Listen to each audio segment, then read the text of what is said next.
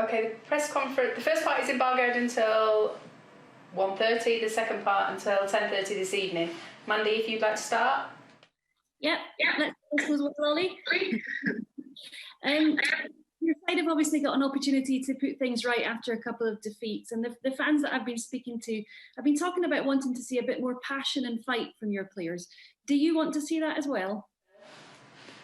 You know, every time you play against, play for Man United, that's passion and fight, of course, are things that you expect to see. To earn the right to win a game of football, you need that.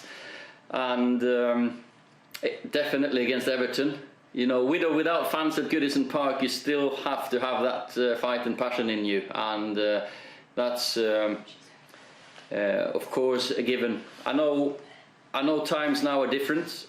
Times are strange. You know, the strain on the players, and football is not the same, unfortunately, without the fans and the passion.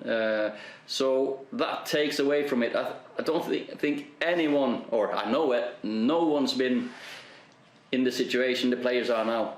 They've had months and months of playing with the uncertainty and the unknown of the virus and the pandemic, and sometimes it's easy to sit at home and think football's the same and you expect the same from everyone. Sometimes we have to look behind and we have to look after them, both physically and mentally, and these are things I think about a lot. I'm thinking about my players, on how do they cope with the whole situation. So yeah, passion and fight, we'll see that.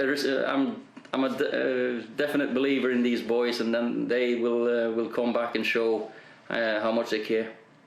You mentioned Everton. How do you think they've changed under Ancelotti, and how impressed have you been with Dominic Calvert-Lewin?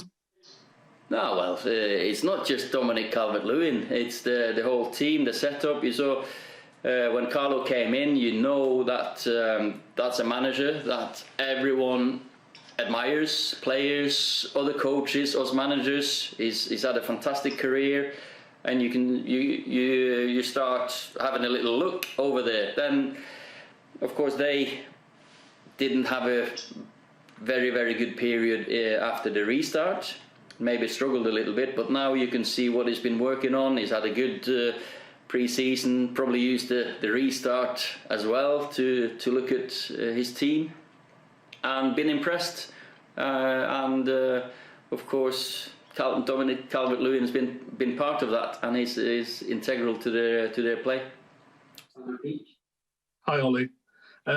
How's the reaction been from the players within the group to those defeats, and what have you made of the external reaction to the defeats? You know, we had a very long and late flight back home, so we were here early Thursday morning, landing in Manchester.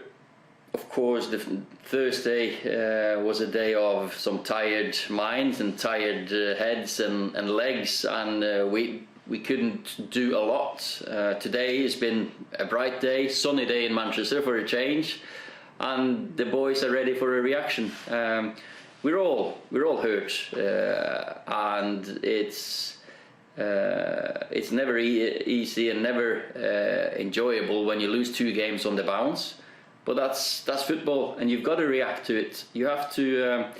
We know that Champions League games are difficult, and but the manner of the goals obviously wasn't. You don't mind when they outplay you, but we gifted them goals. Ollie, is it a fact of life as manager of Manchester United that when you have a performance like Wednesday and the mistakes were made like Wednesday, that people call you or the manager into question, the players into question, and the reaction is as fierce as it's been? Yeah, that's you have to be mentally strong. You have to be, of course, there's demands on a Man United player and a coach and a manager, and there's also an expectation because we are at the best and the biggest club in the world, and you don't expect to have anything but criticism then.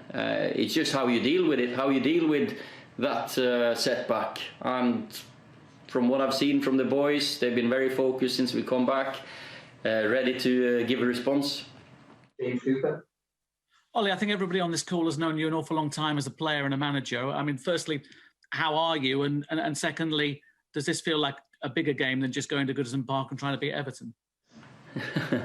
I'm good. You know, you don't have to be happy to still stay positive. Because the thing is, you know that on difficult days, on hard days, in life, there will be better ones coming. And for me, I know these players well enough that and I trust them enough to have a response, going out there, enjoying wearing the shirt, playing against a good team, of course, which always is another personal pride as well, that you go out there and play against some very, very good players and a good team.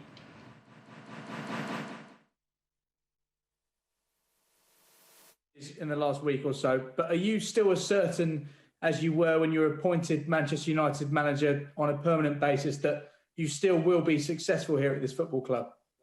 Yeah, why shouldn't I be? Why shouldn't I be? if I'm not, if I don't trust my beliefs and values and my staff's quality and the players' quality, who else should? Of course, I am very, very. I don't look at one or two results and fall like a house of cards. It's setback, definitely. I think there's been too much made of, say, not scoring against Arsenal and Chelsea, because those games, there's been more or less nothing in those two games.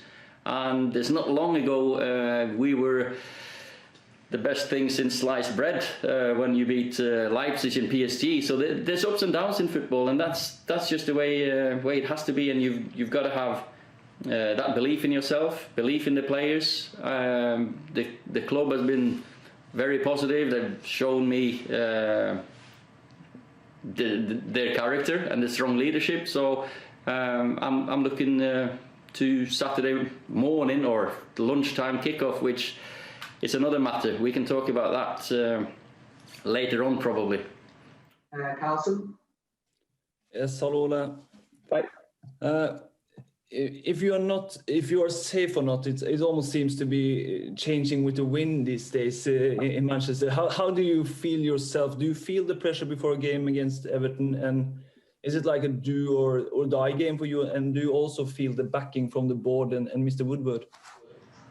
You know, I've always had a very good, open, honest, and a positive dialogue with the club, and they've, as I said here, they've shown strong leadership. I've had good dialogue continually since I've come in, and with me today, sunny in Manchester, I don't expect the wind to turn. Of course, there's always pressure and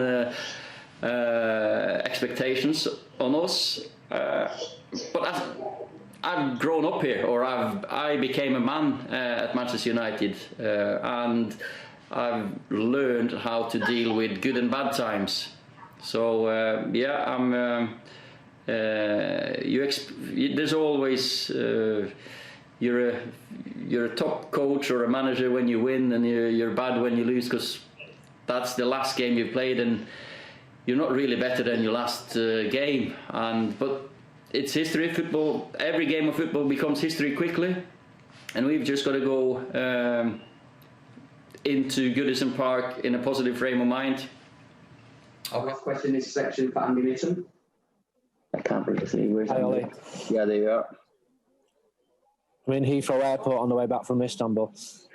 You talk about the highs and the lows. How can you understand why the team is so good one week in Paris against RB and then the opposite a week later? And what can you do about that inconsistency? Every game lives its own life, and there's fine margins. I've said that many times. And performances,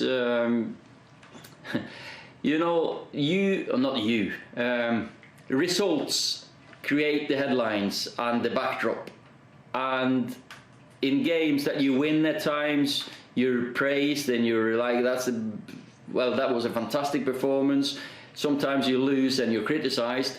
It's not as black and white as that is, but definitely, yeah, we're searching for that consistency. That's something we need to improve on. Consistently doing well, that is what I mean then, not consistency the other way, because we need a response after the Everton one.